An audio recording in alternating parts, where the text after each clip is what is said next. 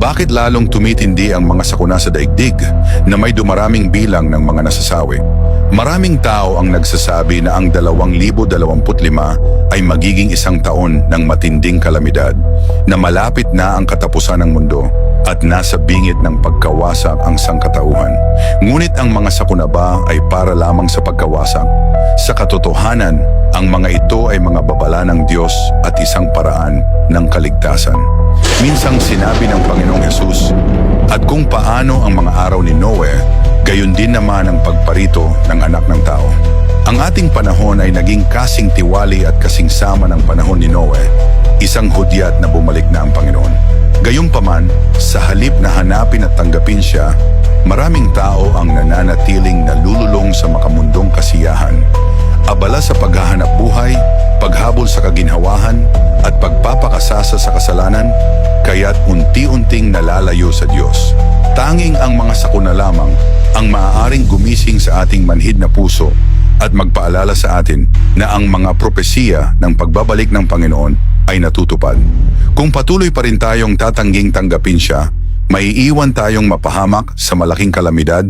Sabi ng Diyos, kahit matapos marinig ang tinig ng Diyos, patuloy na tumatahak ang tao sa sarili niyang landas, pilit na lumalayo sa Diyos, umiiwas sa biyaya at kalinga ng Diyos, at lumalayo sa kanyang katotohanan, mas ginugustong ibenta ang kanyang sarili kay Satanas, ang kaaway ng Diyos.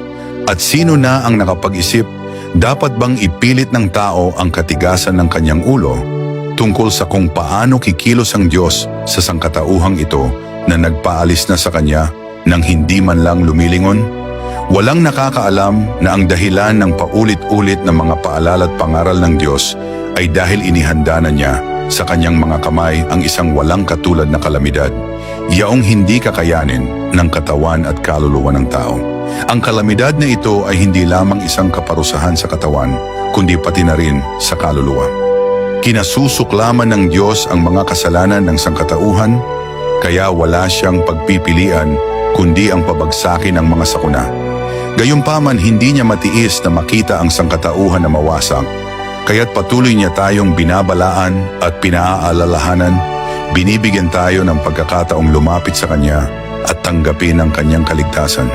Kung paanong binigyan niya ng 120 taon ang mga tao noong panahon ni Noe upang magsisi sa pamamagitan ng pangangaral ni Noe, ngayon ay binibigyan din niya tayo ng panahon.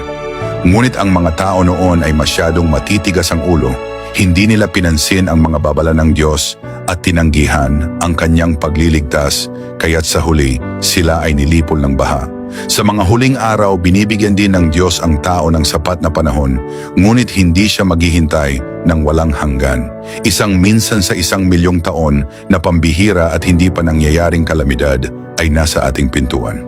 Sa pamamagitan lamang ng pagsasamantala sa huling pagkakataong ito upang magsisi sa paghahangad na salubungin ang pagbabalik ng Panginoon at sa pagtanggap ng Kanyang kaligtasan sa mga huling araw, maaari nating matanggap ang proteksyon ng Diyos, makaligtas sa sakuna at makapasok sa Kanyang kaharian. Gusto mo bang salubungin ang Panginoon sa lalong madaling panahon? Mag-iwan ka ng komento o magpadala sa akin ng mensahe at sasabihin ko sa iyo ang paraan upang matanggap siya.